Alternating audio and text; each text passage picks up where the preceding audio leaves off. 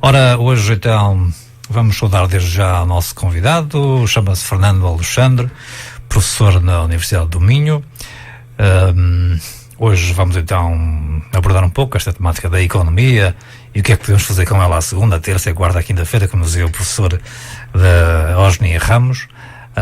Muito boa noite, professor Fernando. Boa noite. Alexandre. Muito obrigado por ter aceitado o nosso convite. Obrigado pelo vosso convite, com todo o gosto. E ainda precisamos estar aqui assim, digamos, pessoalmente, porque às vezes há alguma dificuldade. Gosto de vir a Guimarães. Quando faço alguns programas via Skype, há sempre alguma dificuldade em, digamos, cortar um pouco às vezes o raciocínio se prolongar demasiado.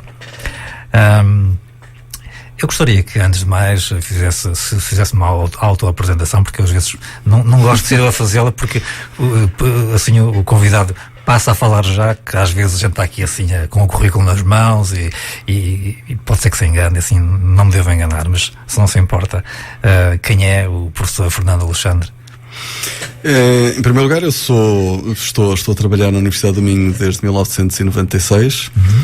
Foi, aliás, aqui que fiz toda a minha carreira. Sou formado em Economia, formei-me em Coimbra. A minha família originariamente é de Viseu, mas eu nasci em Aveiro e cresci na Figueira da Foz e vivi no Alentejo, e por isso sou de muitos sítios. O meu filho mais novo já nasceu aqui em Braga, o do meio cresceu aqui e a mais velha também. E por isso sou de muitos sítios, e uma das primeiras coisas em termos de apresentação estando aqui em Guimarães que eu gostava de dizer é que uma das gafes, que não é gafe, porque de facto é das coisas estranhas quando chega aqui ao norte, é estar numa sala em Braga e dizer, tinha vindo a Guimarães e disse: Guimarães é uma cidade extraordinária. E foi um silêncio total. Mas isso tem uma dupla conotação. Eu não percebi, ainda hoje não percebo. Claro. Mas entretanto, com trabalhos que tenho feito, percebi que mesmo em Lisboa há bairristas e regionalistas, ou seja, nós somos um país coeso, mas com umas rivalidades. Mas pronto, do ponto de vista profissional, de facto eu fiz a minha carreira toda aqui na Universidade do Minho, fui depois fazer o doutoramento na Universidade de Londres e ensino nas áreas da macroeconomia, à licenciatura, aos mestrados e ao doutoramento em economia. E ou seja, a minha investigação é muito centrada na economia portuguesa nos últimos 10 anos, ou seja, por volta de 2008, 2009, eu e um grupo de pessoas da Universidade do Minho e também de algumas universidades portuguesas percebemos que a economia portuguesa estava em dificuldades desde o início do século XXI e tomámos a decisão de concentrar grande parte da nossa investigação na economia portuguesa. Foi uma decisão importante na altura que tomámos, porque deu diferentes direções às nossas carreiras, e de facto hoje publicamos já 4 livros e muitos artigos, e temos tido muitas intervenções sobre alguns dos aspectos mais importantes daquilo que tem sido a evolução da economia portuguesa nas últimas décadas. Depois, obviamente, no meu percurso não posso deixar de referir a minha experiência no governo do Dr. Pedro Passos Coelho, o governo que coincidiu com a Troika, com a intervenção da Troika, a seguir à ruptura das finanças públicas em Portugal, onde estive 2 anos no Ministério da Administração Interna. Em plena, digamos, a implementação desse programa da Troika. Eu estive, não entrei logo no início, entrei em abril de 2013, mas apanhei o 2013 ou seja, ali a partir de setembro de 2012, com a famosa questão da TSU e da grande manifestação que houve, grandes manifestações que houve, e até depois, ao final de 2013, início de 2014, é o período mais difícil. E de facto eu ainda entrei ali num período muito complicado, que ainda apanhou a crise do irrevogável, com a demissão do Dr. Paulo Portas, o pedido de demissão do Dr. Paulo Portas. Quase irrevogável. E de facto foi uma experiência extraordinária do ponto de vista profissional e do ponto de vista pessoal. E foi uma oportunidade, primeiro do ponto de vista profissional, de ver, de sentir o Estado por dentro, ou seja, nunca mais alguém que passa pelo governo e conhece o Estado por dentro É a nata em termos profissionais. É outro nível. Ou seja, vê-se de outra maneira. Ou seja, uma coisa mesmo, por exemplo, do ponto de vista orçamental, eu sou economista, uma coisa é olhar para o orçamento sem nunca ter feito e executado um orçamento ao nível do governo e perceber como é que funciona todo o processo de execução. Está a falar do Orçamento de Estado. Sim, do Orçamento de Estado. Outra coisa é ter só a experiência académica é bastante diferente e por isso passamos a entender a própria questão do funcionamento dos serviços do Estado, da dificuldade que é conseguir ganhos de eficiência e de eficácia do ponto de vista orçamental, como é que se geram poupanças, a enorme inércia que existe entre as decisões e os resultados. E por isso foi de facto uma experiência extraordinária ou seja, aprendi imenso e foi também uma honra enorme por ter estado num governo num período muito difícil, em que houve coisas muito difíceis para fazer, houve coisas que não foram...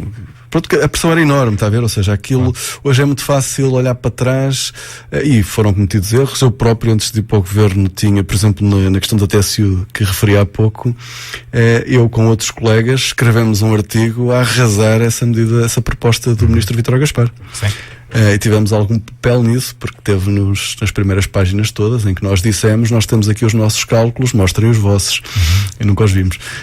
E por isso, ou seja, obviamente decisões foram tomadas que foram erradas, mas a pressão era enorme, ou seja, a pressão que era colocada pelas entidades internacionais, pelas instituições internacionais. De 3 em 3 meses vinham cá, não é? Para libertarem as tranches que eram fundamentais para pagar pensões. Vamos ser mais diretos, professor, para libertarem o dinheiro, não é? Para libertar o dinheiro, sim, para nos dar o dinheiro que nós precisávamos, porque nós negociámos um acordo de cerca de 80 mil milhões de euros, que não é metade da produção, do valor da produção nacional portuguesa, mas é quase.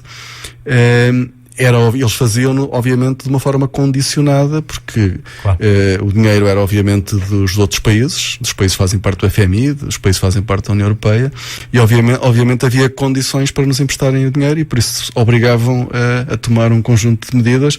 Muitas eram erradas, muitas não faziam sentido, mas também é preciso dizer isto, ou seja, a experiência que tive foi... de facto chegavam muitas propostas que não faziam sentido, mas a receptividade era total para nós apresentarmos contrapropostas. Ou seja, tínhamos era que conseguir as poupanças que eram necessárias, mas podíamos fazer a coisa de outra maneira.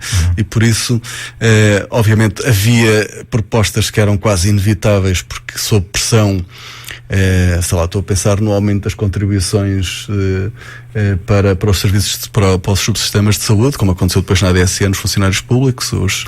A PSP e a GNR também têm subsistemas de saúde, e em que aquilo aumentou até 3,5, que é onde está agora, que foi um aumento substancial da contribuição dos militares e dos elementos das forças de segurança em geral, não é? E obviamente quando essa pressão era colocada, quando as medidas eram exigidas, era preciso responder, e a solução nesses casos, e por isso fiquei com uma grande admiração pelo Dr. Pedro Passos Coelho e por muitos outros colegas do governo, a postura é preciso resolver, não podemos falhar ao país, não é? Porque de facto, e nesse sentido foi uma enorme honra também estar num momento muito difícil. Aliás, eu costumo dizer que foi por essa razão que fui para lá, porque nessa altura não devia haver muita gente interessada em ir para lá, porque não havia nada para dar a ninguém. Ou havia pouco? Não havia para dar, não. Era só saber se tirava mais ou menos. Era só para cortar. Só. Aliás, eu era o homem dos cortes, assim, o homem do orçamento no Ministério da Administração Interna era o homem dos cortes, não tinha nada para dar. Aliás, para ter uma ideia, a primeira reunião que eu tenho com todos os serviços do Ministério, incluindo com as forças de segurança, é para lhes anunciar um corte de dezenas de milhões de euros no orçamento daquele ano. É a primeira reunião que eu tenho. Está a ver, ou seja... Arranjam os inimigos. Mas acho que saí de lá com muitos amigos. Sim. Porque as pessoas percebendo a necessidade e a bondade das intenções, ou seja, que se pretende chegar a um resultado que dentro das condições que existem é o melhor possível para todos. Eu senti obviamente resistências, mas aquilo que eu posso dizer no fim é que, aliás, deixei lá grandes amigos no Ministério. Esse papel é muito difícil, a gente chegar a ver as pessoas e cortar, como foi a questão da Troika cá em Portugal, não é? Esse programa da Troika. acabou de dizer há bocadinho que veio com uma enorme, nutre-me a simpatia pelo Pedro Passos Coelho. O país não me parece ter muitas saudades dele. Acha que ele merecia ter, digamos, continuado a governar? Não, ele não tinha condições para continuar a governar, até porque as pessoas que passaram por aquele governo ficaram muito marcadas por aquelas circunstâncias. O Vítor Gaspar quase foi agredido num supermercado, e a mulher, não? Mas isso foi, sim, mas foi também depois o período era Portugal, apesar de tudo, desse ponto de vista, eu andei sempre a pé na cidade de Lisboa. Brandos costumes, não é? Sim, não, eu por acaso não lhe chamo os brandos costumes, acho que somos um país civilizado. Acho que somos um país civilizado, ou seja, as pessoas não estavam ali tirando o bairro da Jamaica, não é? Não, estamos obviamente temos áreas na nossa sociedade complicadas, mas nós como país somos um país que temos, aliás, conseguimos mostrar nesse período e temos mostrado que somos governáveis, ou seja, que nos conseguimos governar, que é a primeira. Não é? Numa sociedade que está inserida num dos espaços mais desenvolvidos e mais ricos do planeta, é fundamental, aliás, não se sobrevive sem essa capacidade de cooperação e de organização que Portugal mostrou nos últimos anos. E convenhamos ou pelo menos de acatar ordens, porque, quer dizer, quem dá o pão dá a educação, de algum modo, não é? Quer dizer, a Troika vinha, o senhor acabou de dizer há bocadinho, quer dizer, os responsáveis vinham e, digamos, exigiam que se tomassem determinado tipo de medidas, não é? Ou seja, havia um plano que foi assinado pelo governo português, da altura com o primeiro-ministro José Sócrates, que foi assinado, em que o país se comprometeu em tomar um conjunto de medidas, ou seja, foi um acordo que foi assinado entre o Estado português, se quiser, o governo português e as instituições internacionais, e por isso nós não fomos obrigados, nós é que fomos pedir, não foram eles que nos quiseram, é preciso não esquecer isso. Daí que eu disse que nós estávamos numa situação muito frágil, e obviamente quando se está numa situação muito frágil fica-se dependente, e eu acho que aquilo que foi feito, e que em certa medida, apesar de tudo, continua a ser feito, depois do governo liderado por Pedro Passos Coelho, foi precisamente conseguir restituir a soberania a Portugal, que estava perdida. Mas não foi esse governo que a perdeu. Esse governo tomou posse sem essa soberania e recuperou a soberania. É preciso dizer isso. Dá a sensação que, pelo que disse há bocadinho também, isto é muito complicado governar o país, não é? É por isso que os portugueses se afastam um pouco, não querem saber, querem é que alguém trate do assunto, e depois vêm todas estas, digamos, complicações um pouco em cada dupla que vivemos nesta crise pós-2008, não é? Acredita que este afastamento que há dos portugueses da política também passa por aí um pouco. A gente não quer muito complicações. Queremos que alguém nos trate. Ninguém quer, não é? Ou seja, toda a gente gosta de dormir descansado. O Oliveira Salazar, que terá sido dos portugueses que melhor entendeu os portugueses, tinha um lema, não é? Que era que os portugueses vivessem como habitualmente. Era o lema do regime autoritário, quase fascista de Oliveira Salazar. E no fundo, todos nós procuramos isso, nós procuramos estabilidade. As pessoas sem sobressaltos, claro. Não é? Sem instabilidade. Não precisar de compromissos para dormir. Mas no mundo pós-revolução industrial, no mundo moderno, e ninguém retratou isso, ou pouca gente retratou isso tão bem, como Karl Marx,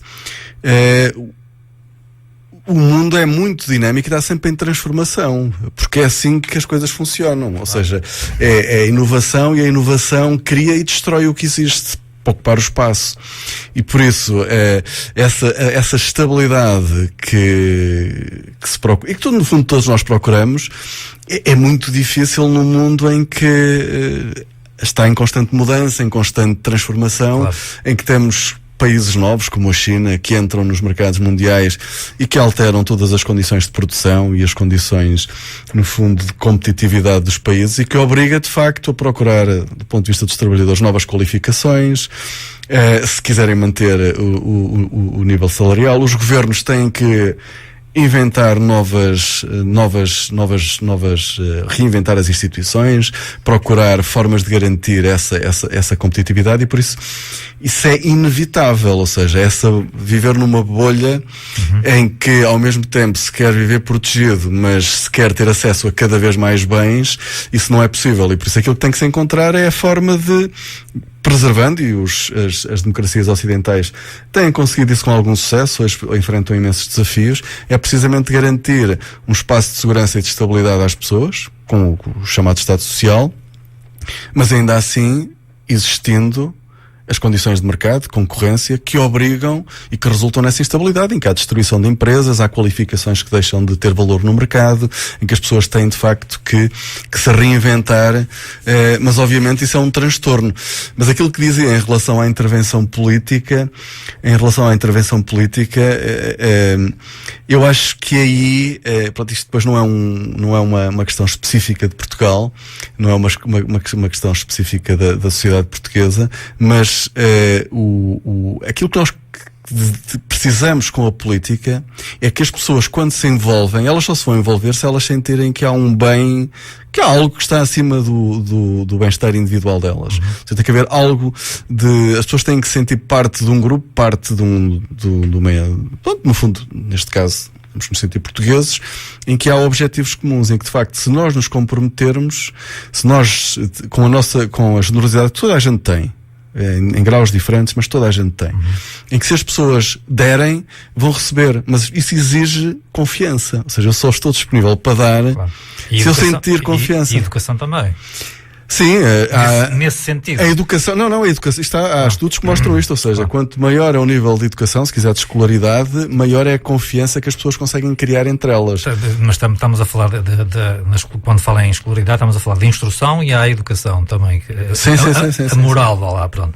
Nós já vamos voltar à conversa, vou ter que fazer 2 pequenos intervalos. O professor falou há bocadinho que tem estudado muito com colegas, tem investigado muito sobre a situação portuguesa, digamos, no mundo. Eu vi, assim, por alto, durante a tarde, creio eu, estava a ver um vídeo seu sobre uma palestra TEDx, acho que é isso, não é? Em que estava a dizer, resumindo assim um pouco de uma parte que eu vi, que digamos que nós estamos hoje em dia com uma população com os níveis de escolaridade, de educação, de formação das pessoas académica das mais altas dos últimos anos. Digamos, temos infraestruturas das melhores dos últimos anos, e no entanto, eu creio que o vídeo era de 2017, o professor estava a referir que ao mesmo tempo o país, no ano anterior, 2016, digamos, tivemos uma produção similar a anos 2000, 1, 2, 3 por aí. O que é que se passa connosco, afinal de contas? O país está a evoluir, as infraestruturas, digamos, ajudam, não ajudam. O José Sócrates queria fazer um TGV por aí fora, quer dizer, precisávamos desse TGV, não precisamos. O que é que se passa, afinal? Com o dinheiro que foi gasto nos bancos, podíamos ter feito o TGV. Pois, isso dos bancos é outra coisa também. Não é outra. Acho que aí está tudo ligado. Mas, ou seja, de facto, o século XXI é um século de desilusão em termos económicos em Portugal, ou seja... Só em Portugal? Em Portugal ou seja, Portugal tem no século XXI o pior desempenho nos países da OCDE, ou seja, de facto os países mais desenvolvidos têm vindo a diminuir as suas taxas de crescimento, mas, por exemplo, se olhar para a economia da União Europeia ou até da OCDE, entre 2000 e 2010 as economias, ou seja, entre 2000 e 2010, antes da Troika, as economias com pior desempenho são Portugal, nessa altura a Alemanha também, e a Itália. São as economias com pior desempenho económico. Não, a Irlanda é um caso de sucesso, não é? Não, mas, a Irlanda é um enorme caso de sucesso. Mas houve ali uma fase complicada também para eles. Mas foi antes dos anos 80, já, anos 80, muito antes. O século XXI é um século de enorme sucesso para a Irlanda. O que é que falhou? Ou seja, nós até, quando eu digo que é uma enorme desilusão, quando nós estamos a olhar para o comportamento de uma economia, temos sempre 2 comparações. Aquela que estava a dizer, que é olhar para trás, o que é que aconteceu antes e o que é que aconteceu a seguir, não é? E desse ponto de vista foi uma mudança enorme, porque nós tínhamos estado nas 10 economias a nível mundial que mais cresceram entre 1960 e 2000. Só para ter uma ideia, entre 1960 e 2000, em média, a taxa média anual de crescimento foi 4% ao ano. Era como se crescêssemos todos os anos 4%. Mas está a falar de média desse período todo, não é? Era como se todos os anos crescêssemos 4%. Em média foi sempre 4%. Que é uma coisa, ou seja, coloca-nos no top 10 a nível mundial. Ou seja, antes de entrarmos para a CE. Ainda antes disso, ou seja, os anos 60, que ainda são anos no regime anterior, antes da democracia, os anos 60 foram anos de fortíssimo crescimento. Na Europa, não é? Que é um período de ouro, uma idade de ouro do crescimento europeu no pós-guerra, da Segunda Guerra Mundial, e Portugal nesse período convergiu imenso com a Europa. Mas convergiu até ao ano 2000. A partir do ano 2000, de facto, Portugal estagnou e deixava, por um lado, ou seja, se tivemos um crescimento baixíssimo comparando com aquilo que tínhamos tido nas últimas décadas do século XX, e isso é desapontante, mas também foi desapontante quando comparamos com os nossos parceiros, ou seja, quando comparamos com a Espanha ou quando comparamos com a média da União Europeia. Também nesse período Portugal cresceu muito menos que os parceiros europeus, e o resultado foi que nós hoje estamos mais longe da média da União Europeia, do rendimento médio da União Europeia, do que estávamos em 2000. Ora, isto é preocupante porquê? Porque Portugal é um dos países mais pobres da União Europeia.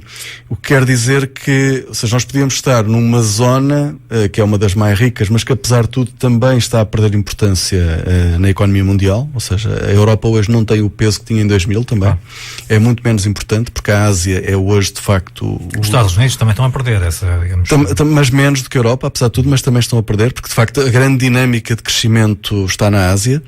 Ou seja, o centro do mundo hoje está entre os Estados Unidos e a Ásia, ou seja, o centro do mundo é o Pacífico, se quiser, quando no século XX era o Oceano Atlântico, era entre a Europa e os Estados Unidos, e por isso o centro do mundo de facto mudou, e por isso Portugal ficou mais longe do centro novamente.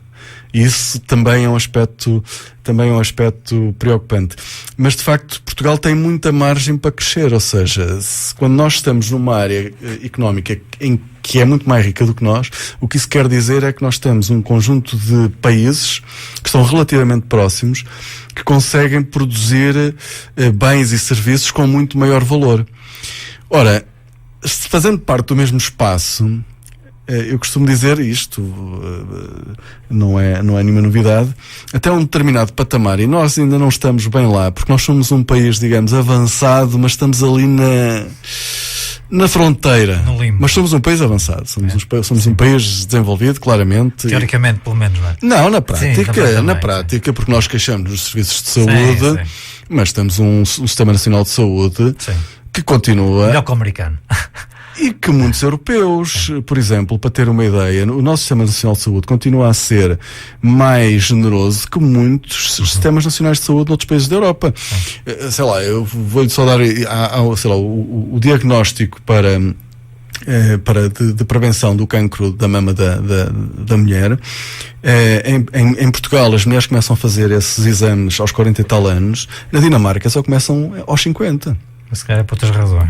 Não. É poupança, ou seja, elas quiserem fazer antes têm que pagar. Mas a Dinamarca é a sede da Cochrane que contraria muito esses exames também, não sei se já... Não sei, mas vejam, mas o nosso sistema, depois não conheço esse detalhe, mas há muitos exemplos da generosidade do nosso Sistema Nacional de Saúde, ou seja, estou a querer dizer com isto que é algo que nós temos que valorizar. Porque muitas vezes, não é? Ou seja, vejam uma coisa, as nossas autoestradas, a nossa internet, nós temos muitas amenidades. Mas isso é em benefício de alguns, não, digamos... Vejam, não diminua, vamos uma coisa, e eu sou uma pessoa que sou bastante exigente e crítico, e que acho que se pode melhorar sempre as instituições e tudo isso, mas não vamos... Eu nasci nos anos 70 e o António Gomes também não há... 65... Ora, nós assistimos a uma transformação inacreditável do país, não é? A rua em frente à minha casa era terra batida. Sim, da minha também. Eram quase todas, não é? Claro. E não havia autoestradas, e ninguém tinha telefone, e o acesso aos eletrodomésticos, os automóveis, e as escolas. Professor, eu tenho ouvintes que não usam a internet. Mas isso é... Não, mas hoje... Isso é por questões, digamos, é pela idade de avançada. Não, mas claro... Elas não usam a família, pronto, quer dizer... Sim, mas hoje tem um acesso ao... Bom, vai ter sempre claro, partes da população excluídas e tudo isso. Mas tem o nível de acesso em Portugal neste momento, seja ao saneamento básico, seja às comunicações, seja neste caso o acesso à rede de internet, compara com os melhores países. Mas e a nossa rede, aquilo que consegue fazer em sua casa, eu consigo fazer na minha, a maior parte dos portugueses, temos que pagar, é óbvio, e não é muito barato, mas a rede é muito melhor que na maior parte dos países europeus. A velocidade, e isso mais uma vez sente-se. Mas então vamos à pergunta de uma forma mais. Então porquê? Quer dizer, se temos a infraestrutura, se temos os aeroportos, temos as autoestradas, temos a internet, não agora já nem a banda larga, agora é fibra, não é? Então, e quer dizer, e até se diz muitas vezes que os portugueses lá fora são considerados os melhores. As empresas gostam muito dos trabalhadores portugueses, ouve-se isso com frequência. Então, o que é que se passa aqui dentro? Depois as pessoas regressam, os próprios imigrantes que estão lá fora bem-sucedidos a trabalhar em empresas, regressam e parece que há aqui qualquer coisa que não está a funcionar bem. Vamos lá uma coisa, nós, apesar de tudo, Portugal continua com um déficit, por exemplo, ao nível da escolaridade, que é enorme em relação aos países mais avançados. Professor, mas os trabalhadores que são bem-sucedidos no estrangeiro, normal... Não. Não concordo com essa ideia? Não é concordo, mas depois não é exatamente assim, não é? Porque o que nós temos, por exemplo, podemos ter bons engenheiros cá, são excelentes engenheiros. Aliás, há quem diga que a crise ajudou a mostrar a qualidade da engenharia portuguesa, por exemplo, aos alemães. Porque muitos tiveram que emigrar e eles perceberam que nós temos engenheiros de primeira água. E desse ponto de vista foi positivo. Porque foi uma forma de mostrar a qualidade do nosso trabalho qualificado. Mas quando nós falamos dos portugueses que vão para fora, eles normalmente vão, mas nesta última vaga de emigração foram muitos qualificados, mas também muitos não qualificados, mas de facto a maior parte da imigração portuguesa, que são de facto pessoas trabalhadoras, pessoas que honram e que dão uma ótima imagem de Portugal, mas normalmente estão em setores que não são setores altamente produtivos. Eu não estou a falar desses setores. E o que nós precisamos, ou seja, vejam uma coisa, se pensar, porque é que em média o valor produzido por cada trabalhador alemão é cerca do dobro do valor produzido por um trabalhador português? Não é porque o trabalhador... Primeiro tem que criar as qualificações, ou seja, as qualificações continuam, mesmo nas gerações mais jovens, as qualificações dos portugueses continuam muito aquém das dos trabalhadores alemães. E isto tem uma história muito longa. Os alemães, no final do século XIX, não estou a dizer 20, no final do século XIX, eram alfabetizados quase em 100%. Nós, no final do século XX, ainda não éramos.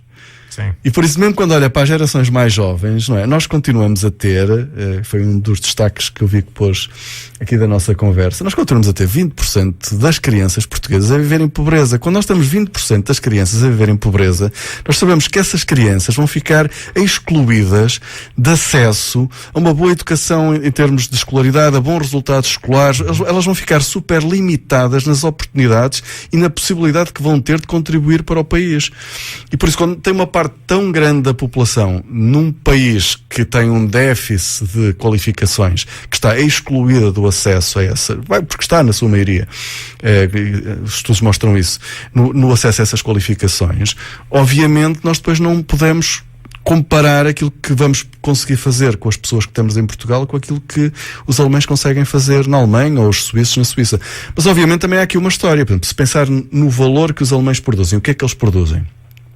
Eles produzem os Mercedes, os BMWs, e depois muitas das máquinas fantásticas que eles produzem nós nem as vemos porque são máquinas para fazer produção industrial. E o que é que nós produzimos?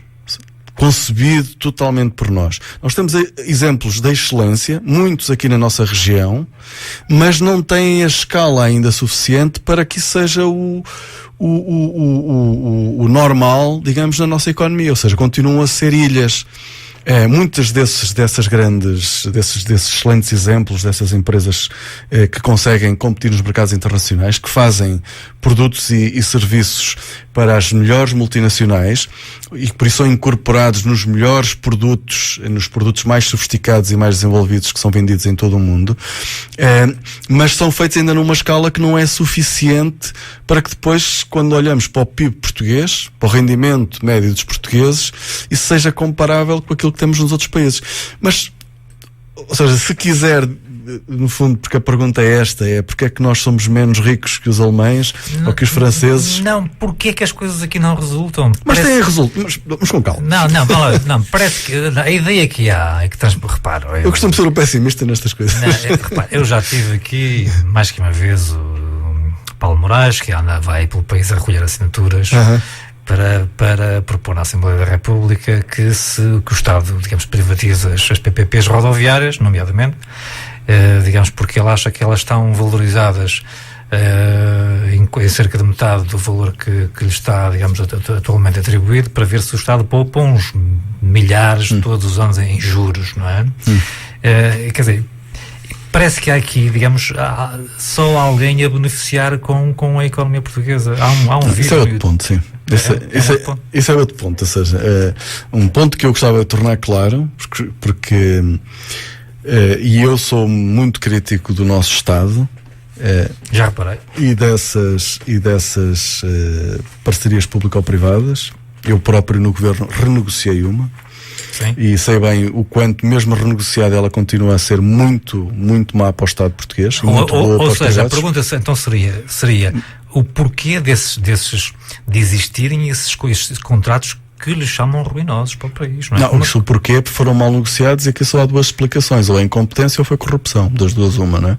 Há as duas possibilidades, ou seja, então, quem negociou do lado do Estado podia ser totalmente incompetente, ou então estava corrompido, mas isso... É a velha questão. Mas isso, a corrupção em Portugal é um problema, isso não há dúvidas nenhumas.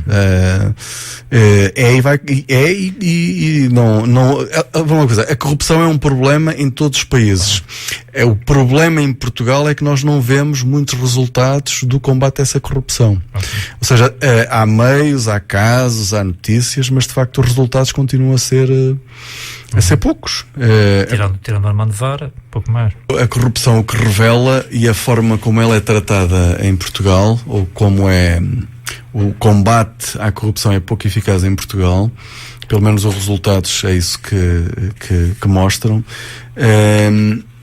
revela uma fragilidade institucional, ou seja, revela uma fragilidade das instituições e uma incapacidade muitas vezes de ir...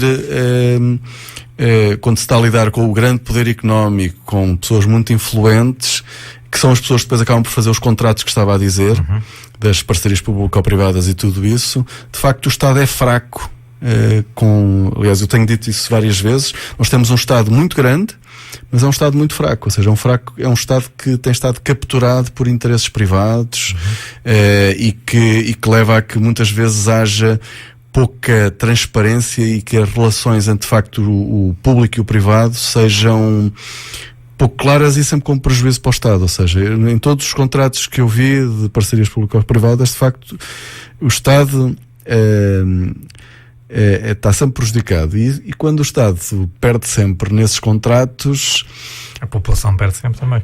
Não, isso estamos todos a perder, estamos todos a pagar, ou seja, com cada contrato desses que é mal negociado, o que isso quer dizer é que tem um grupo económico que está a receber... Há quem defenda que os bancos dever-se-iam ter, digamos, deixado cair lá e à falência. Não, os bancos... Os islandeses fizeram isso. Não, os islandeses... Os islandeses... Eles não fizeram exatamente isso. O sistema bancário... Menos, o sistema bancário nunca... Nós, sem sistema bancário, a economia para, não é? Porque o sistema bancário é quem mete... Não, mas deixaram falir mesmo alguns bancos. Deixaram. Os Estados Unidos deixou falir o Lehman Brothers. Sim. E depois é muito criticado por isso, que é isso que se associa depois a... Mas ali deve ter havido tipo de jogadas, porque não deixaram cair o Goldman Sachs também, digamos, era e é um gigante, não é? Mas o Goldman Sachs não tinha... Assim, à época, há alguns filmes e algumas teorias de conspiração, não é? Mas... Sim, está sempre teorias. Os bancos na altura tinham todos... Mas o Goldman Sachs não tenho ideia de ouvir falar de grandes problemas, mas na altura eles tentaram vender ao Barclays o Lehman Brothers, só que no fim de semana o Barclays não ficou para ele claro qual é que era a situação do Lehman Brothers e não aceitou. E eles na segunda-feira, 15 de setembro de 2008, não tiveram outra solução que não fosse deixar cair ou então nacionalizar o banco. O problema é que na altura também, isto depois são pormenores que são importantes, estava-se em campanha eleitoral para as eleições nos Estados Unidos, que viria a ser eleito o Barack Obama. E nessa altura salvar bancos era muito pouco popular. Havia pessoas na rua contra salvar bancos. E essa terá sido também uma das razões porque nessa altura os americanos não salvaram o banco. Agora, a questão é salvar os bancos nesse sentido, ou seja, há sempre um risco. Mas a economia não funcionaria melhor, ou seja, a economia não estaria a funcionar como deve ser, ou seja, quem perde, perde, quem ganha, ganha, e é assim que a economia funciona. Mas os bancos são uns seres, uns animais diferentes das outras empresas. Se tiver uma empresa de sapatos que estamos aqui no Norte, que tenha um problema, de facto o Estado não vai estar preocupado em salvá-la e ela vai à falência e as pessoas... As famílias vão à falência. Exatamente. Mas os bancos de facto têm esta natureza, que é o sistema bancário vive da confiança. As pessoas têm que acreditar, porque as pessoas têm lá as poupanças, têm lá os depósitos. Só para ter uma ideia, os portugueses têm cerca de 140 mil milhões de euros nos bancos, que é quase o valor do PIB nacional. Ainda há dinheiro em Portugal. É bom saber. É verdade. Claro. E por isso as pessoas têm que confiar, têm que estar seguras. E o que é que acontece? Quando um banco vai à falência, as pessoas começam a ter dúvidas sobre a situação dos bancos. Quando há rumores sobre um banco, isso pode levar as pessoas a levantar os depósitos. E quando isso acontece, os bancos vão todos à falência. E esse foi o argumento, por exemplo, que foi usado em Portugal para nacionalizar o BPN. Agora, o exemplo do BPN, para mim, é um exemplo que vale a pena, de facto, referir, porque o BPN representava aí 2% do sistema, era um banco completamente insignificante, e já vai para aí em 7 mil milhões de euros de custo para os contribuintes. Exatamente. E por isso, o BPN podia ter sido nacionalizado. Podia ter sido necessário. Aquilo foi também em novembro de 2008, foi pouco depois do Lehman Brothers. Eu lembro-me perfeitamente da conferência de imprensa. Na altura escrevi um post a criticar que não devia ter sido nacionalizado. Mas obviamente as pessoas têm mais informação. Na altura o ministro Teixeira dos Santos e o Vítor Constâncio, o professor Vítor Constâncio, têm mais informação e por isso terão feito bem. Agora, a forma como o processo foi feito foi mal feito. Isso aí não há dúvidas nenhumas, porque quando um banco tão pequeno ainda hoje custa tanto dinheiro aos contribuintes portugueses, quem formalizou aquela nacionalização causou um enorme prejuízo aos portugueses. Estamos a falar de 7 mil milhões de euros, é o orçamento da saúde para um ano. É disso que estamos a falar, de um banco que era totalmente insignificante. E nessa altura, houve muitas pessoas ligadas a esse banco que continuaram com os seus bens, que continuaram com os ativos e ativos inacreditáveis. É inacreditável, eu próprio tive que lidar com isso no Ministério onde estive, porque uma das PPPs tinha a participação da empresa que era a proprietária do BPN e a quem nós continuávamos a pagar milhões de euros por ano. É a SLN, que Galilei depois. E o Estado continuou a pagar milhões de euros todos os anos à Galilei, que era a empresa que tinha que ter as responsabilidades sobre o BPN. Daí que a economia e os próprios bancos não funcionariam. Não, veja uma coisa, veja o que está a acontecer agora com o novo banco. Que negócio é que o Estado fez? Que negócio, ou seja, que acordo foi aquele? Continua a gente a lá dinheiro. Não é que não é dinheiro, são 1.000 milhões, é 0,5% do PIB português.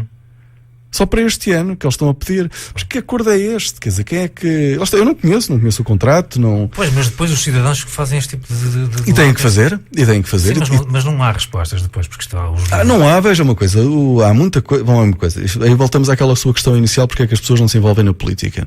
Se as pessoas não se envolverem, estas coisas acontecem. Mas quando as pessoas se envolvem, tem muitos exemplos em Portugal em que movimentos nas redes sociais tiveram resultados, em que a pressão das pessoas, a pressão da opinião pública não é publicada, é pública, que muitas vezes é nas redes sociais que as coisas começam, nem é na imprensa, nos mídias, digamos, institucionais. Os mídias depois vão atrás desses movimentos, e pronto, e é assim que e essa dinâmica parece-me bem, e que tem consequências. Vejam uma coisa, aquilo que aconteceu com a Caixa Geral de Depósitos.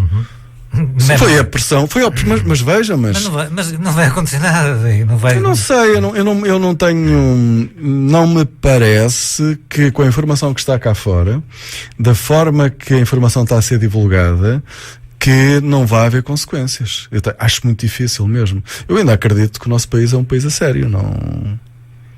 Que há muita gente que acredita no contrário. Não, mas isso sabe, sabe que as coisas não. Aí voltamos, no fundo, à questão que estava a colocar no início. As pessoas não podem pensar. A democracia dá imenso trabalho. Claro que dá. Dentro de cada instituição, as pessoas têm que ser exigentes. As pessoas têm que ser exigentes. E por isso é muito fácil, muitas vezes, dizer mal dos políticos em geral, quando há muitos políticos bons também. Eu conheci imensa gente boa no governo onde estive.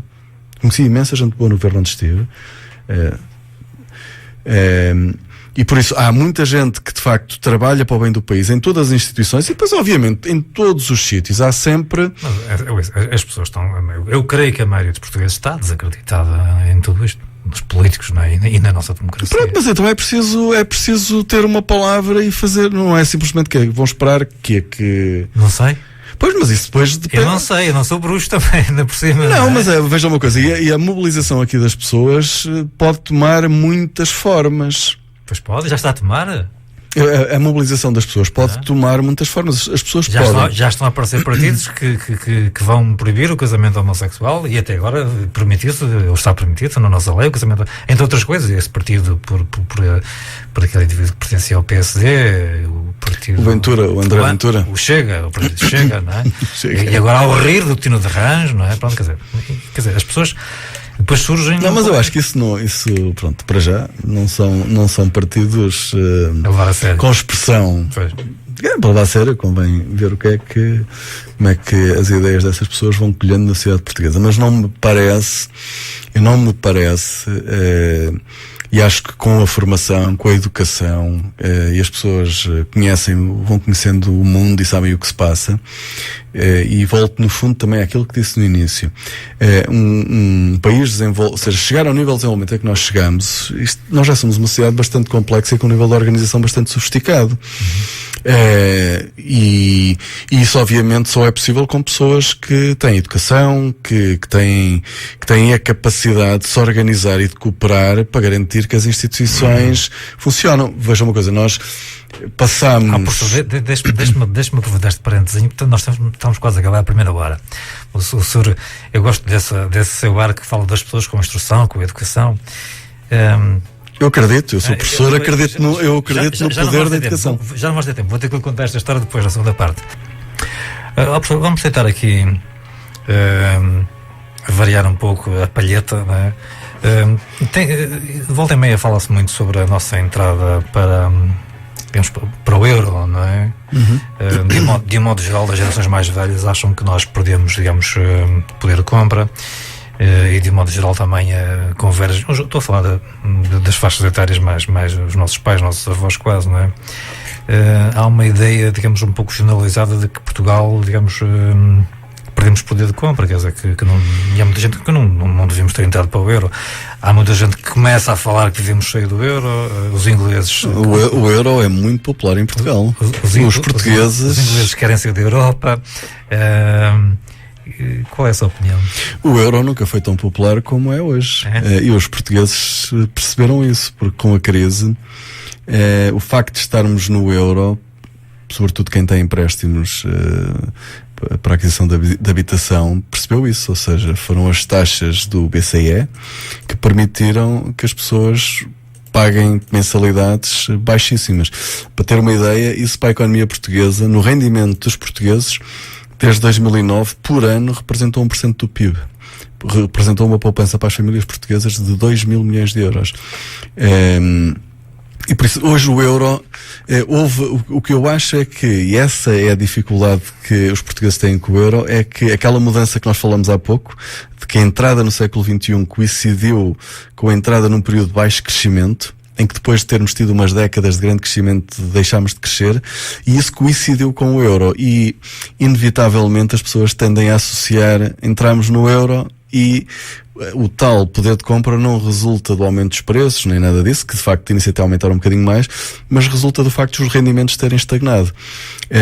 E é isso que eu atribuo. Agora a Europa de facto vive tempos difíceis, mas com as mudanças que nós temos no mundo, qualquer desagregação na Europa vai tornar a Europa ainda mais fraca do que aquilo que já é, porque em 2000 a União Europeia representava 24% do PIB mundial e hoje representa 17% ou 16%, e por isso é uma parte cada vez mais pequena da economia mundial, e a saída do Reino Unido já é muito negativa para a União Europeia. Porque é de facto um grande país, é um país diferente dos países do centro da Europa. Conduzem pela esquerda, não é? Não, sim. Essa é uma diferença grande, sim. É perigosa. Mas o Reino Unido, a saída do Reino Unido, do meu ponto de vista, é má para a União Europeia, e para um país como Portugal é muito negativa, porque não só pelas relações que temos históricas e comerciais com o Reino Unido, mas porque o Reino Unido representava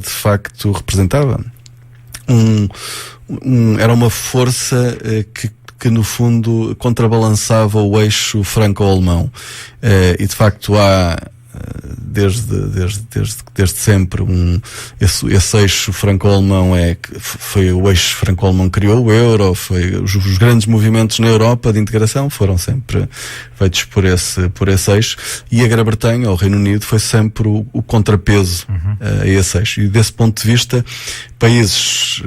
os países pequenos como Portugal, digamos que em certa medida eram protegidos de movimentos, no fundo, podem ser mais integradores ainda da União Europeia, e que podem ser feitos de uma forma que esquece a coesão, como aliás se calhar nós já estamos a ver agora com o novo quadro comunitário, em que os países periféricos vão ser prejudicados na distribuição dos fundos de coesão. E sem o Reino Unido essas questões vão ser mais difíceis, e nós vamos ficar mais fracos dentro da União Europeia, não tenho dúvidas sobre isso. Mas achas que Portugal tem motivos para se rever um pouco neste Brexit dos ingleses? Ou... Não, nós não podemos sair da Europa. Aliás, eu tenho dito... Visto que eles reivindicam muito, digamos ilegalmente, que há uma perda de soberania... O Brexit foi... Pronto, de facto, o Reino Unido, primeiro é um grande país, são 60 milhões de habitantes, tem ligações muito especiais com a Commonwealth, com os Estados Unidos. Digamos que é um país que pensa o seu lugar no mundo de uma forma um pouco diferente, ou seja, é o maior centro financeiro da Europa, é o maior centro universitário da Europa. Veja que com a saída do Reino Unido, a União Europeia deixa de ter universidades no top mundial. Porque as principais universidades da União Europeia são Cambridge e Oxford, e a London School of Economics em Economia, e estas universidades deixam de estar na União Europeia, e depois as outras grandes universidades são na Suíça, que também não é da União Europeia. Por isso a União Europeia tem aqui um problema com a saída do Reino Unido, eu não tenho grandes dúvidas sobre isso. Agora, o movimento de saída, o Reino Unido teve sempre uma relação especial com a União Europeia, sempre teve sempre uma relação especial, e procurou manter sempre a sua soberania, não quis entrar no euro, manter a libra, e eu lembro perfeitamente quando foi criado o euro, eu estava a estudar em Londres nessa altura, e havia debates na BBC sobre as razões para ficar de fora, e isto era dito de uma forma muito aberta: não, nós nunca vamos abdicar da libra, de pound, para nos misturarmos com, eles diziam Mickey Mouse economies, economias a brincar, como a italiana, ou a portuguesa, ou a espanhola. E por isso, ou seja, eles têm uma moeda que é muito importante, eles têm um grande centro financeiro. Agora, a questão é como é que eles não tenho grandes dúvidas de que eles vão ficar também numa situação pior, ou seja, é mau para todos, mas também não acho que haja, conhecendo razoavelmente o país, porque vivi lá 3 anos, não há condições sequer para um segundo referendo. Isso é uma coisa que não é possível em Inglaterra, e não é porque a Inglaterra, o Reino Unido, se fizesse um novo referendo e se por acaso ganhasse a permanência, as rivalidades que existem na Europa entre franceses, alemães e o Reino Unido, eles seriam sempre... Era quase uma humilhação, e por isso um país como o Reino Unido nunca se vai pôr nessa posição. Estou certo, penso eu. Não... Mas também não me parece que a União Europeia os queiram deixar sair.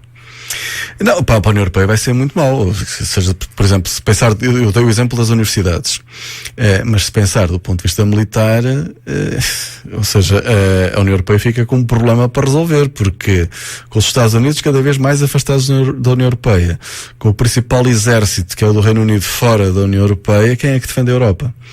Vamos ter que militarizar a Alemanha outra vez, não é? Daí que a Merkel e o Macron... Vamos ter que militarizar a Alemanha outra vez, não é? E... Para as empresas portuguesas, em concreto, isto é bom? É mau? Não, é mau. Não há... Eu não vejo nada de bom no Brexit. Não há aqui nada de positivo. É um daqueles movimentos... que só temos que saber como é que contemos os danos do que vai acontecer aqui. As oportunidades para Portugal, eu acho que são...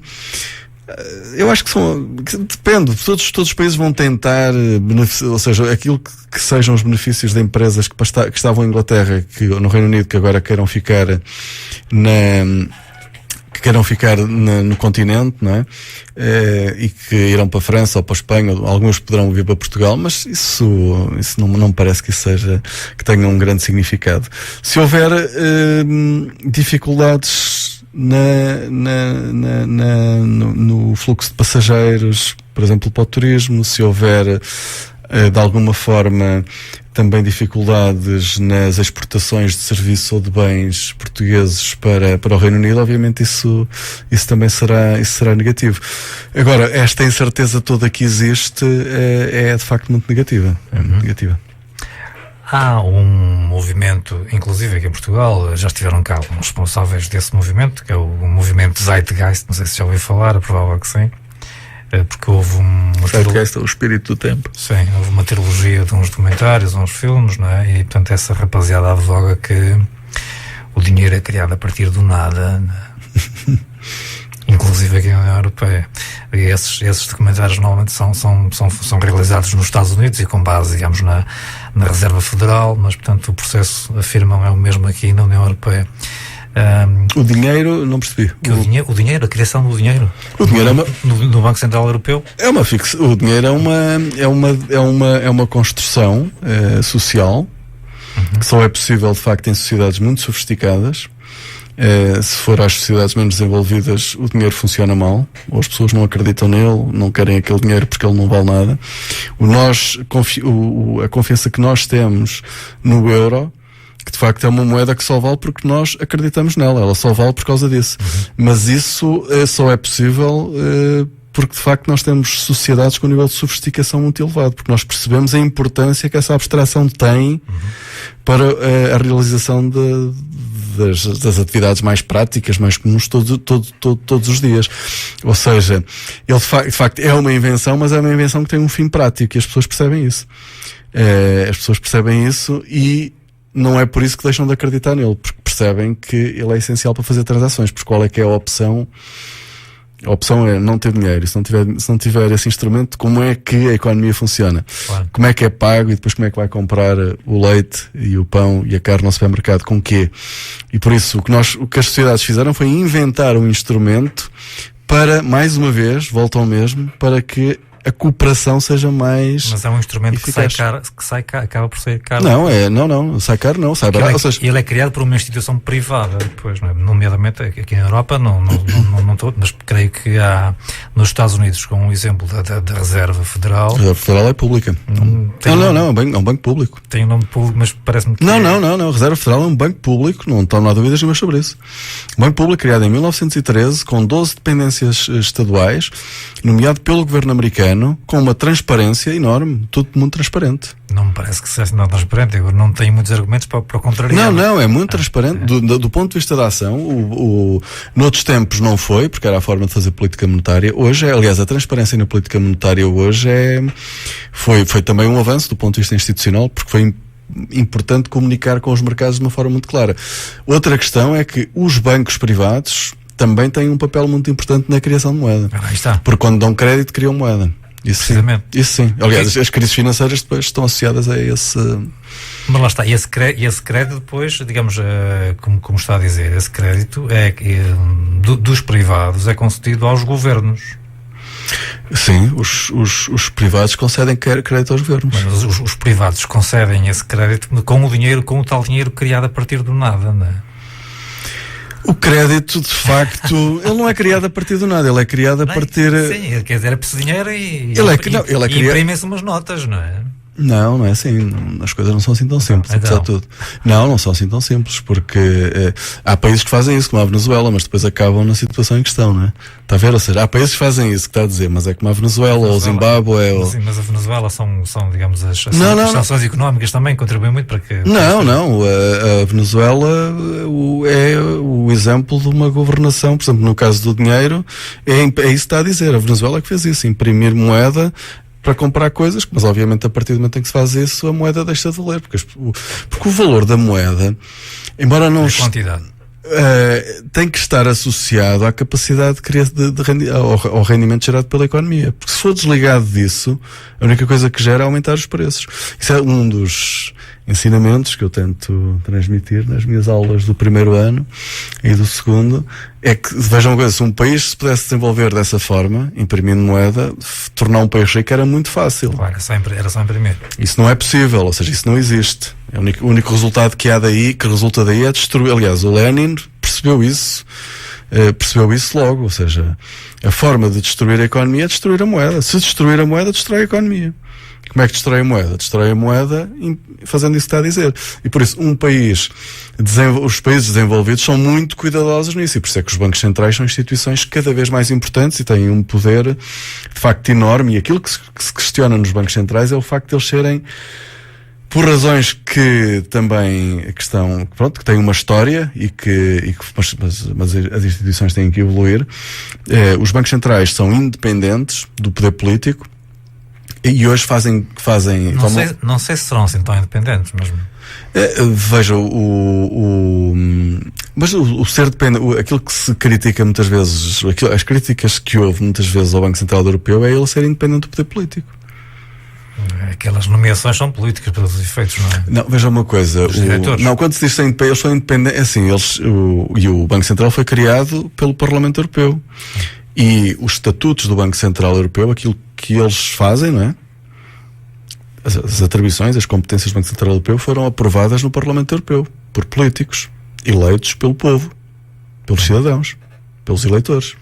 Mas depois aquilo que o Banco Central é independente no sentido em que, para atingir os objetivos que estão definidos nos estatutos, ele é independente, ou seja, ele não obedece a instruções do poder político. Será? Então, não, porquê é que se diz que é a Alemanha que manda, então? Não, está enganado. Não está enganado. Está enganado. O que pode haver fases em que a política monetária... Veja uma coisa, uma das dificuldades do euro é que a política é feita para 19 países bastante diferentes. Obviamente os países grandes, vejam uma coisa, quando a Alemanha abdicou do marco, abdicou de uma das moedas mais fortes que existiam. E os alemães nunca quiseram o euro. O euro foi imposto pelos franceses aos alemães. Os alemães não queriam o euro. Isto é história, não é... Os alemães...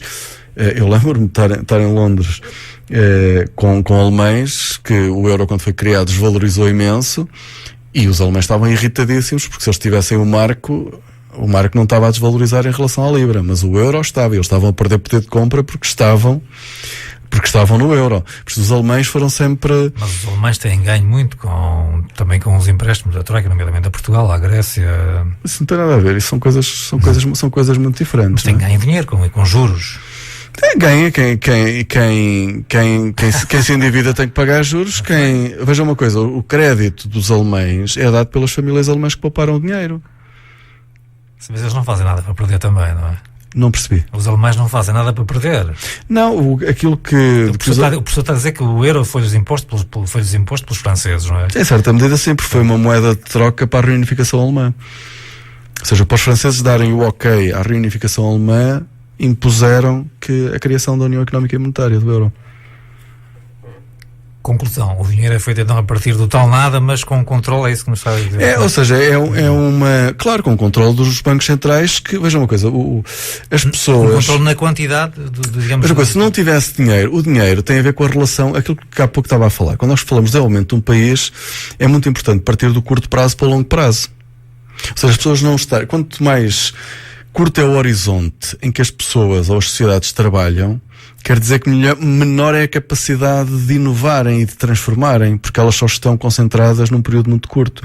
Um dos enormes benefícios que o crédito dá é precisamente alargar esse horizonte. Veja uma coisa, eu só posso poupar porque eu tenho uma forma, ou tenho um incentivo para poupar, e por isso disponibilizar meios para fazer investimento a outras pessoas através do sistema financeiro, se eu tiver um retorno dessas poupanças. E o retorno dessas poupanças resulta da aplicação que o sistema financeiro faz dessas poupanças. Quando há pouco dizia, os alemães emprestaram dinheiro aos portugueses, emprestaram dinheiro poupado pelas famílias alemãs, que poupam imenso.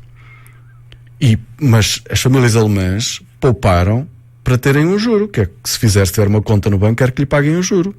Correto? Foi o que os alemães fizeram. A irritação dos alemães nos últimos anos com o euro é precisamente que o juro deles é quase zero. Em certa medida, não só, se eles exageram, por causa da política do Banco Central Europeu, porque a política do Banco Central Europeu nos últimos anos, desde 2012, favoreceu claramente Portugal, a Espanha, a Itália, a França, a Grécia, e prejudicou os alemães. Isto é, por isso é que eu disse-lhe há pouco, o euro nunca foi tão popular como é hoje. Se tinha, isto são os inquéritos de opinião. O euro, cerca de 80% dos portugueses, se não me engano, à volta disso, acham o euro uma coisa, um facto muito positivo para a vida deles. Porque as pessoas sentem isso, as pessoas percebem isso, porque o euro e dá essa estabilidade. As pessoas mais velhas lembram-se de certeza das crises do escudo, não é? Nós tivemos 2 intervenções do FMI com o escudo, quer dizer, não foi o euro que levou à troika, não é? As pessoas percebem isso. O escudo que tinha era a inflação. Portugal, quando decide... lembra-se dos anos 80, não é? Tipo, o seu salário até podia aumentar 15%, mas a inflação eram 30%. Perdia 15% de poder de compra sem pensar que tinha dinheiro. Não era assim, porque o preço do leite e do pão e do gás e da eletricidade eram tabulados, e por isso nos bens essenciais as pessoas não perdiam poder de compra pela inflação. Mas de qualquer maneira, de facto, o euro trouxe essa estabilidade. E os sistemas financeiros, as sociedades mais desenvolvidas são aquelas que têm os sistemas financeiros mais desenvolvidos. Porque, de facto, o que é que o sistema financeiro permite? Permite a tal cooperação. Eu volto sempre à cooperação, porque se for as sociedades mais primitivas, são as sociedades que cooperam menos, são as mais especializadas, a especialização, que é o que leva à capacidade de fazer coisas mais complexas, é quando eu me especializo numa tarefa. Obviamente eu depois tenho que cooperar com as pessoas que se especializaram noutras tarefas. Isso exige o tal comércio, o tal mercado. É assim que ele surgiu em todo o mundo, em todas as sociedades. Todas as sociedades desde há 5.000 anos, há milhares de anos, foi assim que... No entanto, os ricos são cada vez mais ricos e os pobres cada vez mais pobres. Esse é um enorme... E então? Esse é um enorme problema, sim. É um problema que as sociedades da Europa e dos Estados Unidos não têm sabido combater. Ou seja, à exceção dos noruegueses, não é? Por acaso, e os nórdicos em geral, que digamos que a riqueza é mais bem distribuída. Há menos... Não há tanto desnível, não é? Sim, há menos desigualdade, mas mesmo assim eles também têm situações de desigualdade, porque depois a desigualdade, há uma desigualdade enorme no rendimento que resultou de uma grande redução dos impostos desde os anos 60, das taxas marginais. Está a referir para Portugal? Diga? Está a referir a Portugal? Em Portugal elas nunca foram tão elevadas como agora. Não é? Ou seja, em Portugal a taxa marginal, ou seja, a taxa de imposto máxima são 48%. 48%. Sim, 48%. 48%, ou seja, alguém que ganhe mais de 70.000 euros, se não me engano, a partir dos 70.000 euros, metade do rendimento que ganha tem que entregar ao Estado. É imenso. Mas poucos devem declarar, mesmo que o ganhem, não é?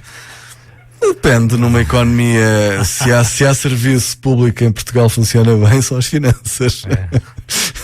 Concorda comigo? Deve ser. Depois, de facto, podia-se ter optado por outro serviço. E a caça à multa também, não é? E a caça à multa, sem dúvida. É uma coisa assustadora, sim. Ora bem, tem-se falado também muito nos últimos anos sobre esse célebre RBI, não é? Mais defendido pela rapaziada da esquerda, não é? Não, vai da esquerda à direita. O RBI vai da esquerda à direita. E não só, mais da esquerda, não é? Mas tudo bem. Os liberais também defendem muito. Que é, portanto, que é o equivalente, seria o equivalente àquilo que temos hoje em dia, que é o rendimento de inserção. Não é diferente.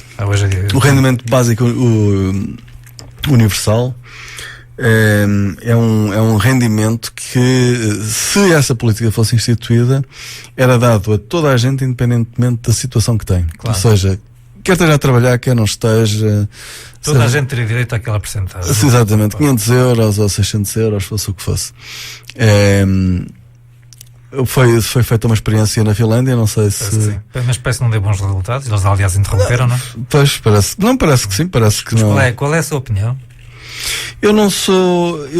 Para já, eu sou uma pessoa que, do ponto de vista das políticas, não gosto muito de partir para utopias. E nós não temos quaisquer condições para criar um sistema destes, porque...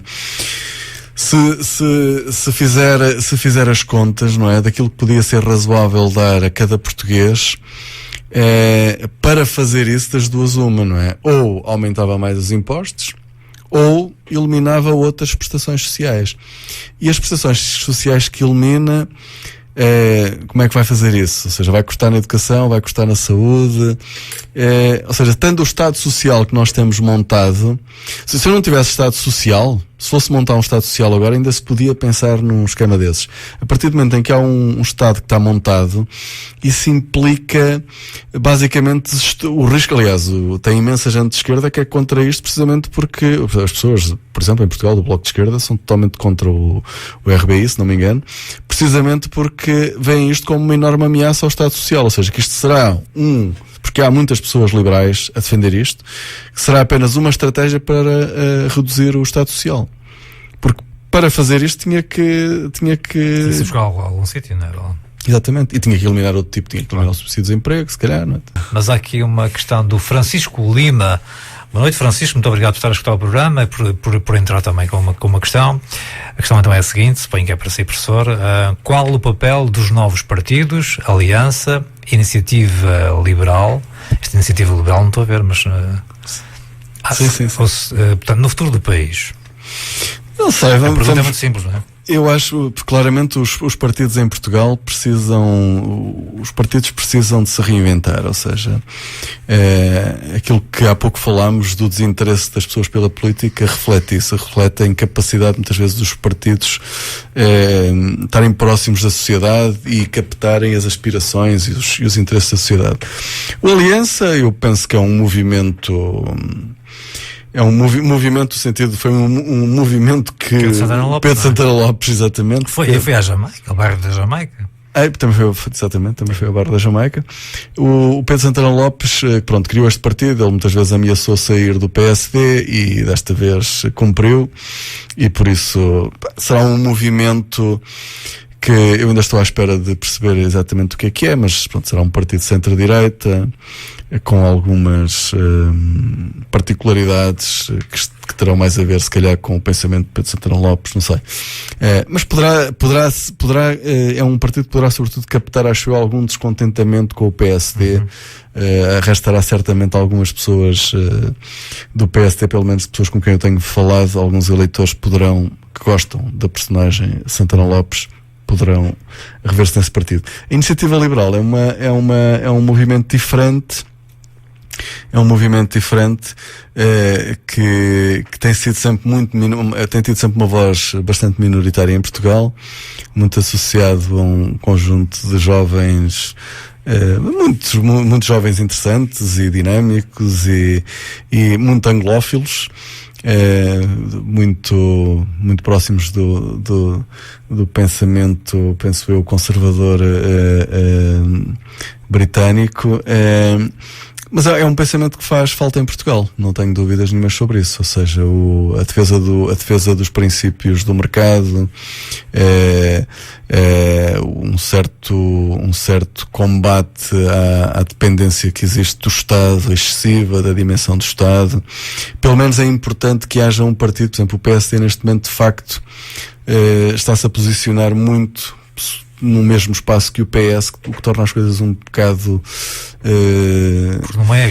pelo menos pouco claras sobre qual é que é uma das questões mais importantes em Portugal, que é qual é que é o lugar do Estado, qual é que é o lugar do mercado, e são questões, por exemplo, agora na Lei de Base da Saúde está-se a notar um pouco essa questão, que é uma questão ideológica, que setor a setor terá que ser discutida, e por isso, desse ponto de vista, eu penso que a iniciativa liberal acrescenta ou pode acrescentar ao debate. Agora, do ponto de vista da expressão eleitoral, tenho algumas dúvidas. De facto, eles são pessoas interessantes, mas que ainda não se conseguiram afirmar no espaço mediático, ou seja, é um grupo de pessoas que podia estar em certa medida, se calhar um pouco no CDS, um pouco no PSD, mas no fundo vai depender do crowdfunding. Do crowdfunding. Do crowdfunding. Está muito na moda agora, não é? Sim, penso que eles recorrem a esse instrumento. Já que estamos com a mão na massa, e não é uma pergunta do ouvinte, agora já é uma pergunta minha, já que estamos com a mão na massa, e qual é que vai ser o papel, digamos, no futuro do país, das outras formações também, do Tino de Rãs, que é o Rir, não é? E já tínhamos falado, e no Chega. No André Ventura. O Tino de Rãs, o que capta muitas vezes são aquela parte da população que na Madeira, aliás, que chegou a ser candidato presidencial, já não me lembro do nome dele, mas havia um senhor que no fundo, sem querer ser ofensivo para o senhor, mas pronto, era uma espécie de Joker. De palhaço. Joga para dizer palhaço, para não nos respeitar os palhaços. Exato. E em que basicamente as pessoas era um voto de protesto, ou seja, as pessoas votavam naquela pessoa, ou o Manuel João Vieira, pronto, aí já com outro nível do ponto de vista intelectual, não tenho problemas nenhuns em dizer isso, em que de facto ele consegue brincar ou ter humor. Qualquer coisa Coelho, agora também. Exatamente, José Manuel Coelho. José Manuel Coelho. E eu acho que, ou seja, pessoas como o Tino de Rãs podem apanhar esse voto de protesto, que é, em vez de estar a votar nos outros, voto aqui nesta personagem. No caso do André Ventura, eu acho que é diferente porque, ou seja, ele leva-se a sério.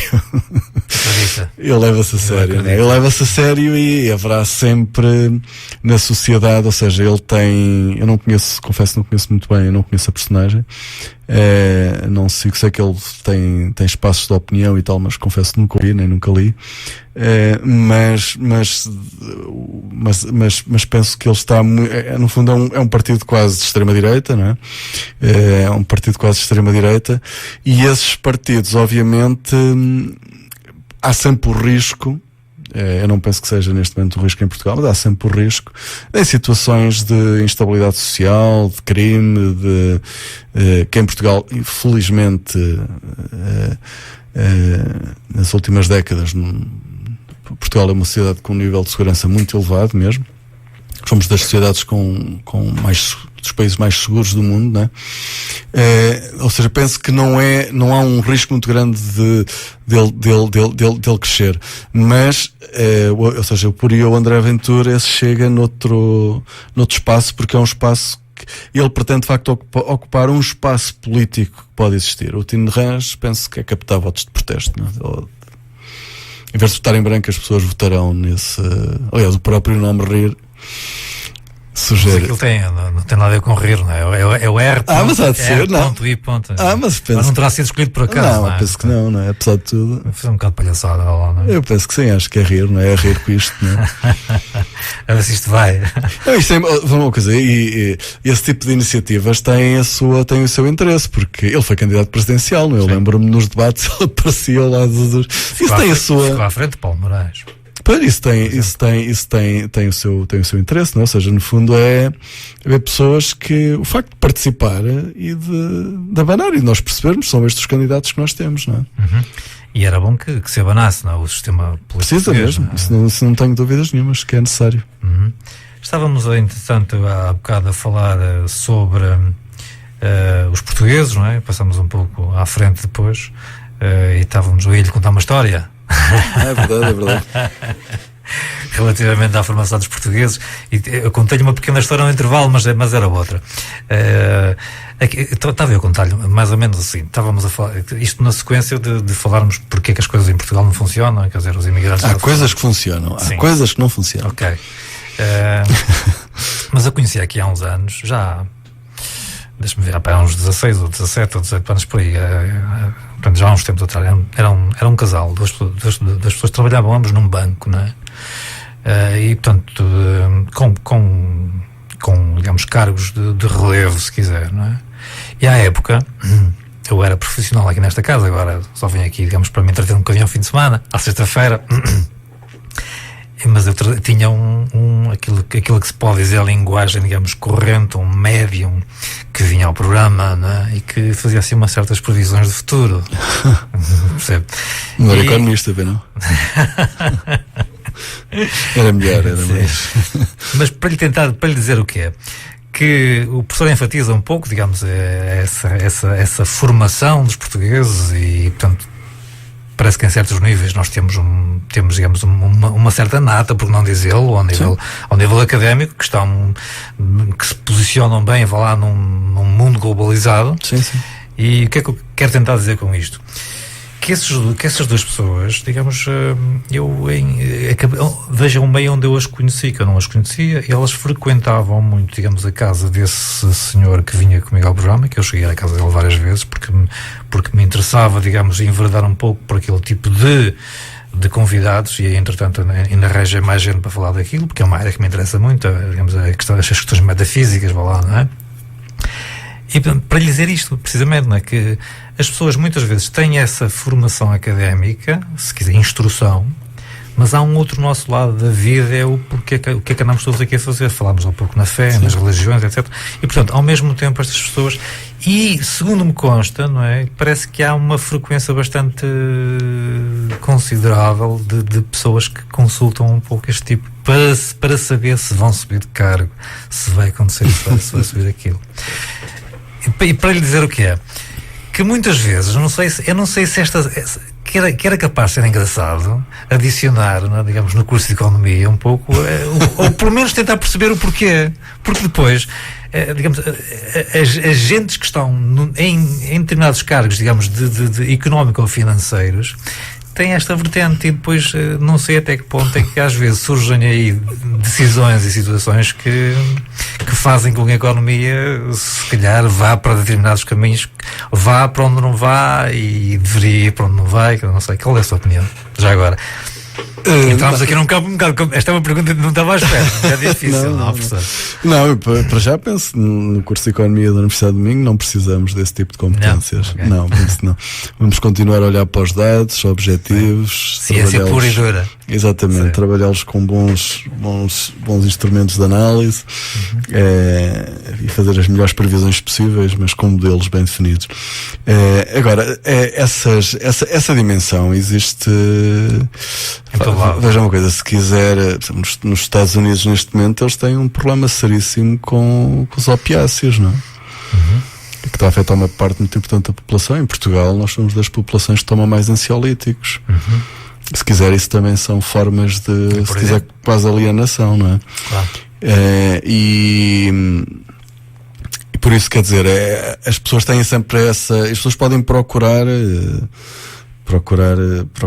outras vias na vida para se encontrarem, para encontrar no sentido, mas confesso que isso foge um bocado à minha área de especialização. Mas por isso é que eu estou a questioná-lo, já agora, porque não estamos com a mão na massa, não é? Não, eu acho que as pessoas podem procurar isso na arte, podem procurar isso na literatura, na música. de pintura. Esse célebre ícone da economia, o Adam Smith, mas não falava na mão invisível da economia, que iria, digamos, controlar um pouco a demanda e dela procura e a oferta, não é? Há quem diga mesmo que era a mão de Deus, não é? Que estaria... Não, o Adam Smith é uma figura intelectual muito importante, não é? Ele é muito mais do que o fundador da ciência económica, e o Adam Smith é uma figura do iluminismo, não é? É escocês, que é um dos movimentos mais importantes na formação do pensamento moderno. Económico? Do pensamento moderno mesmo, não é? Porque o Adam Smith era muito mais do que um economista, ele é o fundador da economia, porque num dos 2 grandes livros dele se dedicou a perceber o funcionamento das economias. Mas o Adam Smith, aquilo que ele de facto faz com a mão invisível é precisamente pensar neste esquema de cooperação que as sociedades procuram. A mão invisível não é mais do que procurar entender como é que as pessoas, o que é a motivação para as pessoas fazerem a produção de bens, neste caso. Não foi por acaso que lhe falei nos 2 bancários que iam ao médium, professor. Mas estamos em planos.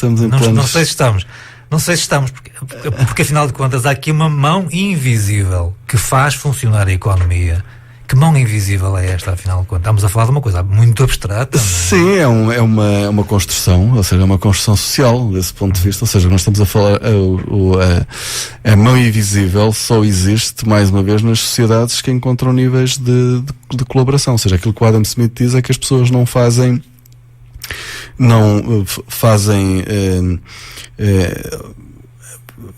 encontram o seu lugar na economia e na sociedade com o objetivo de obviamente elas vão beneficiar, ou seja, o objetivo delas é retirarem um benefício da sua atividade, mas isso tem que ir ao encontro do interesse de outra pessoa.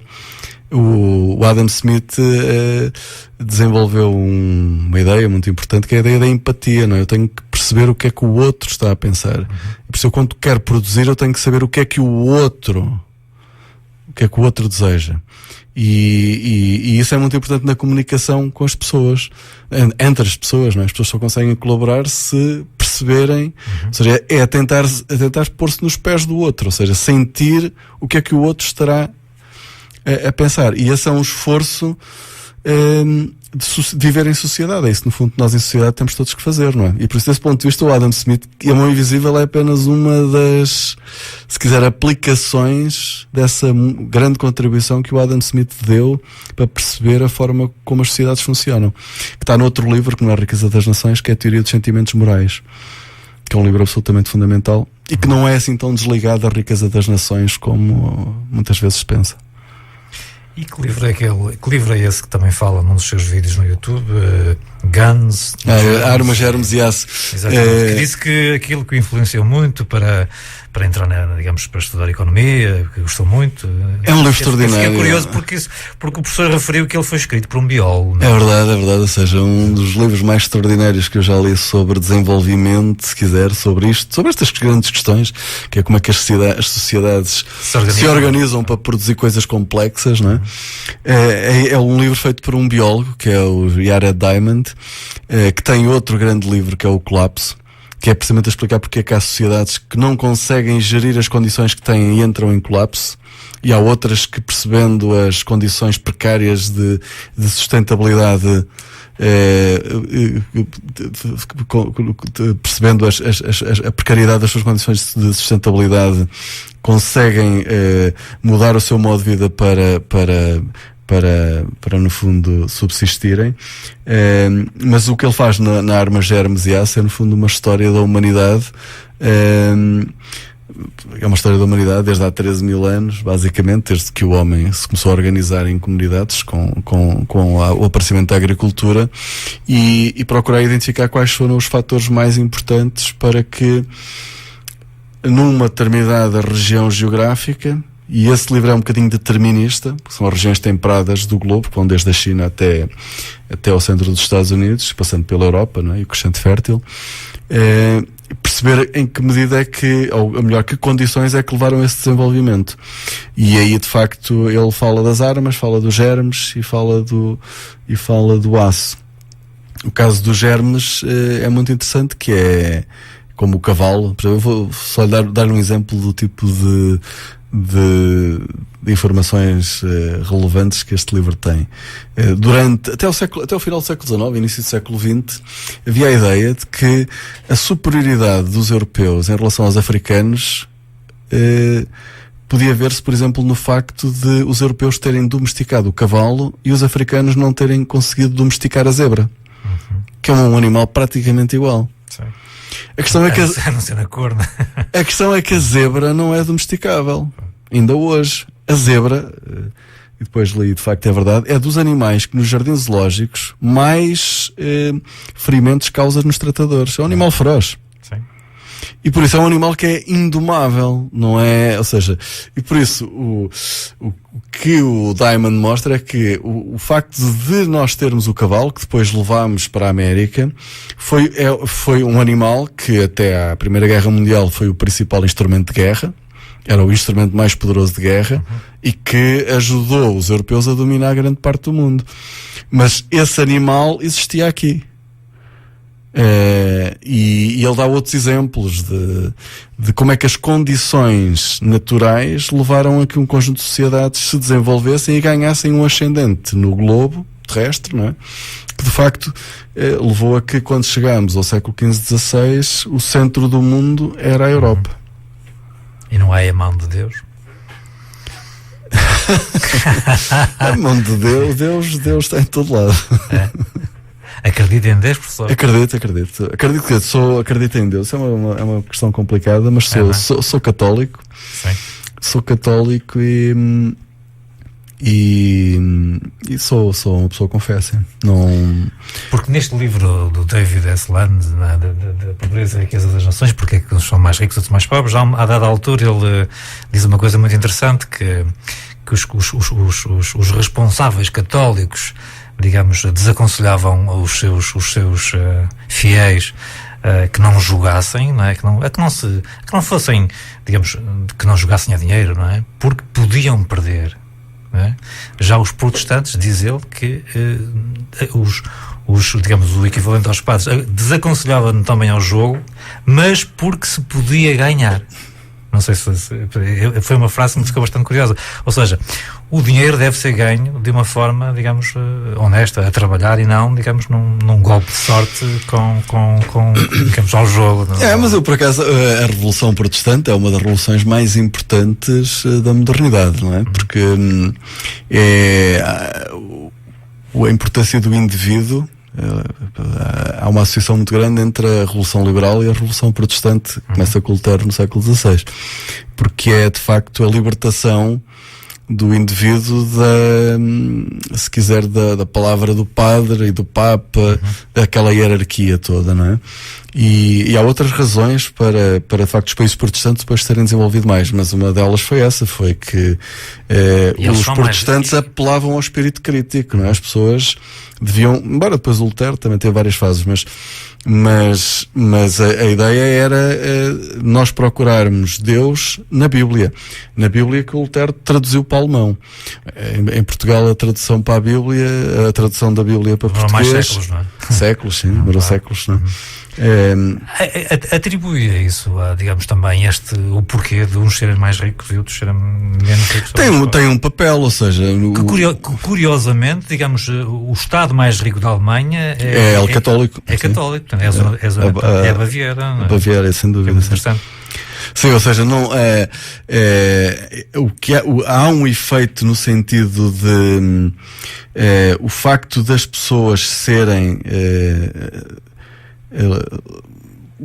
em si mesmo a própria revolução, não é? Que é o protestante, que é libertarem-se do jugo do Papa, não é? Porque o Papa dominava e cobrava os impostos na Europa toda. Naquela altura ele revolta-se porque estavam a construir a Basílica de São Pedro e, no fundo, a cobrar, a vender lugares no céu em troco de dinheiro para construir a Basílica de São Pedro, que de facto ainda bem que foi construída, porque é magnífica, mas de facto as fontes de financiamento são muito discutíveis.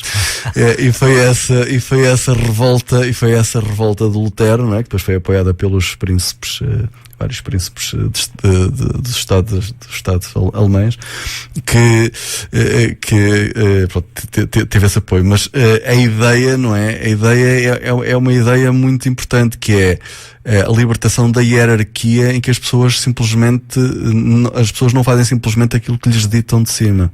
As pessoas questionam, criticam. O espírito crítico ainda hoje é absolutamente, é uma daquelas dimensões que nos leva à exigência e sobretudo à correção por parte em todas as organizações. As pessoas têm que ser exigentes e têm que ser críticas e têm que exigir correção da parte das pessoas. Isso muitas vezes de facto, é dizer que o café não presta, como disse há bocadinho. Exatamente. Este café, eu quero outro café. Este leite nem que seja preciso pagar o Cesarini dizia uma frase que eu gosto muito, que é chamar o gerente e dizer: gerente, este leite está azedo, quero outro. Professor, nós estamos quase a acabar, um minuto mais ou menos. O que é que gostaria de dizer aos nossos ouvintes para que haja notem-se alguma esperança, digamos, no país, em Portugal, digamos, o que é que nos falta para acreditarmos com tanta roubalheira que por aí vai, não é? Ou pelo menos que se fala, não é? Não, há muita corrupção em Portugal, isso não há dúvidas, há alguma que está a ser investigada, mas isto é combatido desta forma, ou seja, é com transparência, com exigência, e só dessa maneira é que nós podemos criar confiança uns nos outros. Ou seja, aquilo que Portugal precisa mais, mas isso não é criado por decreto, é mais confiança, porque é da confiança que resulta a cooperação. E nós sem cooperação não conseguimos fazer projetos de longo prazo, não conseguimos fazer projetos, planear, e por isso a primeira coisa que eu peço sempre é aos nossos governantes: falem verdade. Falem verdade, digam a verdade às pessoas. E creio que ainda temos alguns segundos, mas os mais jovens devem apostar no curso de Economia? O curso de Economia é um curso fundamental, dá uma formação que é muito transversal, que apanha desde os métodos quantitativos a questões mais da sociedade e da economia, e de facto trata daquelas questões que todos os dias, às vezes não pelas melhores razões, estão nos mídia. Muito obrigado por ter vindo. Obrigado eu pelo convite.